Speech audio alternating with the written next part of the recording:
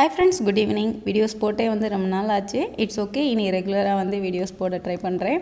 என்னோடய கிச்சனில் வந்து சின்னதாக ஒரு டிப்ஸ் வந்து இன்றைக்கி ட்ரை பண்ணி பார்த்துருந்தேன். அது எப்படி ஒர்க் ஆகுன்றது ஒரு 10 டேஸில் வந்து கண்டிப்பாக ஷேர் பண்ணுறேன். அது என்னென்னு பார்த்துடலாம் வாங்க. சிங்க்குக்கு அவுட்டரில் வந்து பூசியிருந்த சிமெண்ட் வந்து விட்டுருச்சு. ஸோ இதனால் வந்து இந்த கேப் வழியாக குட்டி குட்டி பூச்செல்லாம் வந்து வர்றதுக்கு ஸ்டார்ட் ஆயிடுச்சு. இந்த கேப்பை ஃபில் பண்ண எம்சில் வந்து ஒரு கரெக்டான சொல்யூஷனாக இருக்கும்னு ஹஸ்பண்ட் வந்து சஜஸ்ட் பண்ணியிருந்தாங்க.